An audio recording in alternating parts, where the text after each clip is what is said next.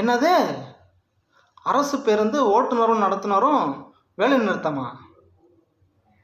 இருந்தாலும் பேருந்துகள் வழக்கம் போல இயங்கும்னு சொல்லிட்டு போக்குவரத்து துறை சொல்லுதா? அது எப்படி?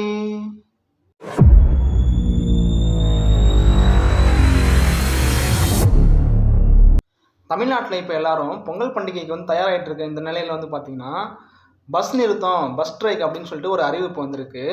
நம்ம இப்போ அரசு பேருந்துகள் வந்து பார்த்தீங்கன்னா ஓட்டுநர், நடத்துனர் இவங்க எல்லாரையும் வந்து வேலை செய்கிறதுக்கு ஒரு 26 தொழிற்சங்கங்கள் வந்து இருக்குது.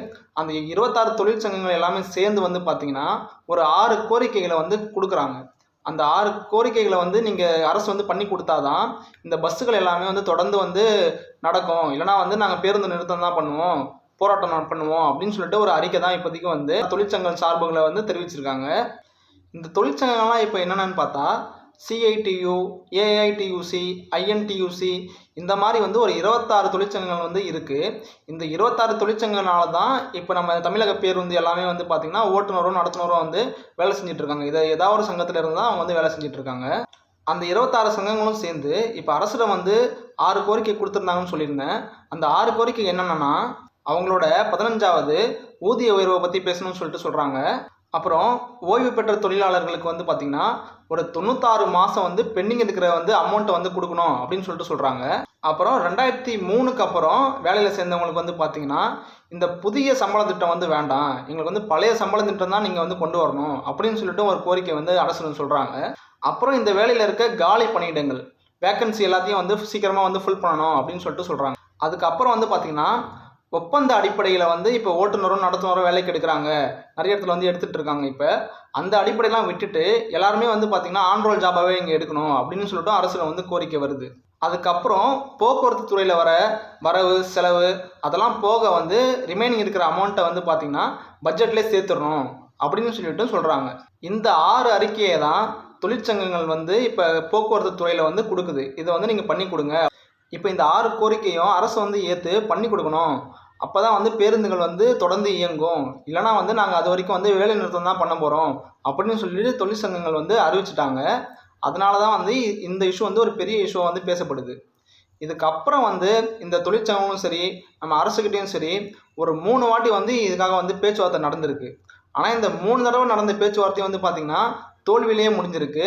அதுக்கான வந்து ஒரு கரெக்டான ஒரு பதிலை வந்து அரசு சொல்லலை அப்படின்னு சொல்லிட்டு தொழிற்சங்கங்கள் வந்து தொடர்ந்து இப்போ 2வது நாளாக வந்து இன்றைக்கும் வந்து ஸ்ட்ரைக்கில் வந்து ஈடுபட்டு இருக்காங்க. ஆனால் இப்போ இந்த அரசு ஊழியர்கள் வேலை நிறுத்தத்தை பற்றி போக்குவரத்து துறையில் வந்து இப்போ அமைச்சர் வந்து சிவசங்கர் அவங்களாம் வந்து என்ன சொல்கிறாங்கன்னு பார்த்தா 6 கோரிக்கையில் வந்து 2 கோரிக்கைகளை வந்து அரசு வந்து பண்ணி கொடுக்கும் அப்படின்னு சொல்லிட்டு நாங்கள் உறுதி அளிச்சிருக்கோம்.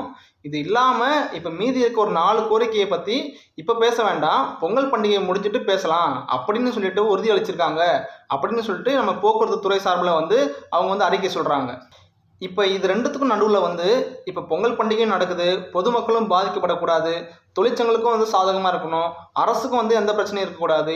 இந்த மாதிரி எல்லாமே சேர்ந்து இப்போ இந்த போக்குவரத்து துறையில் வந்து அமைச்சர் சிவசங்கர் சொன்னதை வந்து பார்த்திங்கன்னா இந்த 26 தொழிற்சங்கங்களில் இருந்து ஒரு சில குறிப்பிட்டுள்ள தொழிற்சங்கங்கள் வந்து சரி ஓகே பண்ணலாம், பொங்கல் பண்டிகை வந்து மக்களும் வந்து கஷ்டத்தில் இருந்துடக்கூடாது அப்படின்னு சொல்லிட்டு இப்போ தொடர்ந்து வந்து வேலைக்கு வந்துட்டு இருக்காங்க. ஓட்டுநராகட்டும் நடத்துனராகட்டும் தொடர்ந்து வந்து இப்போ பஸ்ஸுகள்லாம் ஓடிட்டு இருக்க ரீசன் வந்து இந்த ஒரு சில தொழிற்சங்கங்கள் வந்து அதுக்கு சுமூகமான முறையில் வந்து இருக்கிறதுக்காக தான் காரணம். அதனால தான் பார்த்திங்கன்னா இப்போ சென்னை மற்றும் சுற்றுப்புற தமிழகத்தில் வந்து பார்த்திங்கன்னா ஒரு 95% பேருந்துகள் வந்து இப்போ ஓடிக்கிட்டு இருக்குது.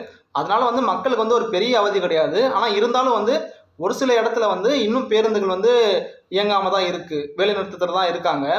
அதெல்லாம் வந்து தீர்க்கிறதுக்காக தான் இன்னும் வந்து பேச்சுவார்த்தை வந்து அரசுக்கும் ப்ளஸ் தொழிற்சங்கங்களுக்கும் வந்து போயிட்டு இருக்கு.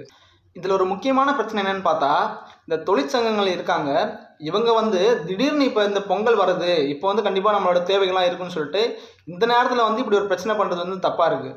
இதை வந்து இவங்க முன்னாடியே வந்து அடிக்கடி வந்து அரசுகிட்ட வந்து ஒரு கோரிக்கையாக கொடுத்துருந்தாங்க அப்படின்னா வந்து சீக்கிரமாக ஒரு டைம் லைன் வச்சு அதுக்கேற்ற மாதிரி வந்து அரசும் பண்ணி கொடுத்துருக்கணும். இதெல்லாம் வந்து கொஞ்சம் சீக்கிரமாக வந்து முடிவெடுத்தா வந்து இந்த நார்மல் மக்களுக்கு வந்து இந்த மாதிரி ஒரு சிரமம் இல்லாமல் வந்து இந்த பொங்கல் பண்டிகை வந்து கொண்டாடுவாங்க. இதே மாதிரி இன்னொரு தகவலை பற்றி நீங்கள் தெரிஞ்சுக்கணும் அப்படின்னா நீங்கள் இங்கே இருக்க வீடியோ போய் பாருங்கள், நான் உங்களை அங்கே வந்து பார்க்குறேன்.